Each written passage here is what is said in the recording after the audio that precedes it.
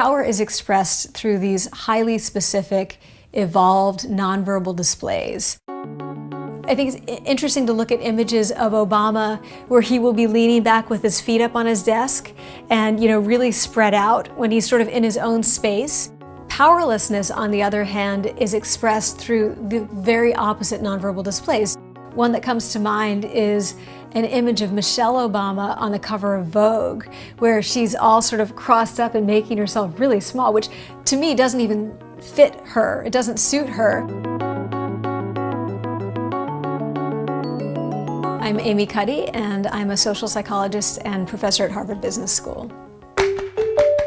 My main collaborator in this research, Dana Carney, and I were having a conversation after teaching MBA students at 2 different schools. One of the things that we noticed was that the students who were participating a lot had different body language from the students who were not participating a lot, who tended to be women and non-white men.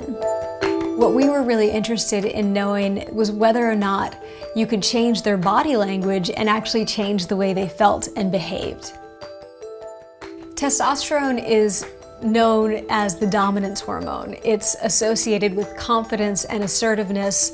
Cortisol, on the other hand, is known as the stress hormone, and that's associated with an inability to adapt in highly stressful situations.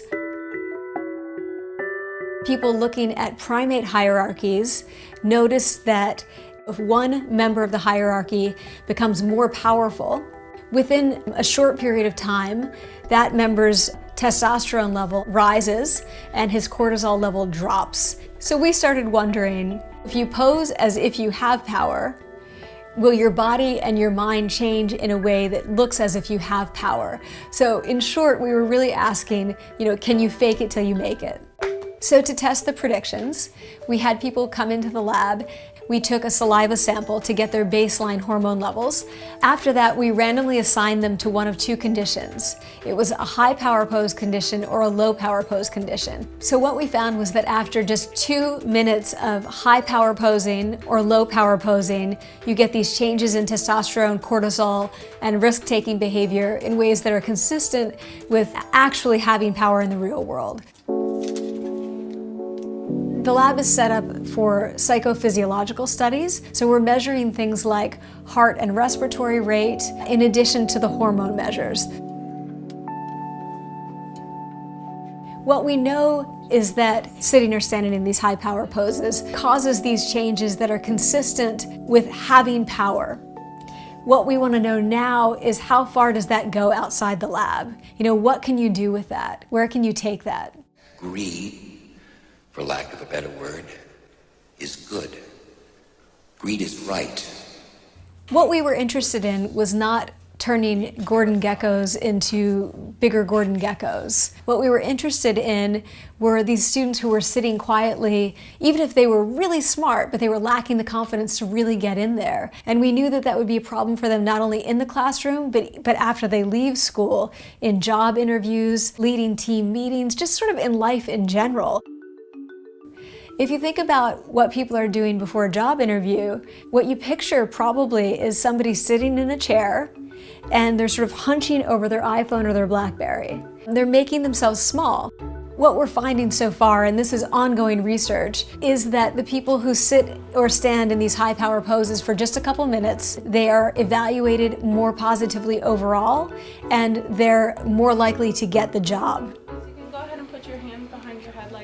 People started asking us, are you recommending that we just, put our feet up on our desk and our hands behind our head when we're in a job interview? We weren't recommending any of those things. This was not about what you do during the interaction. This is what you do before the interaction. They should be finding a space, even if it's a bathroom stall, to expand and make themselves as big as possible. Walk up and down the hallway swinging your arms, stand on your toes.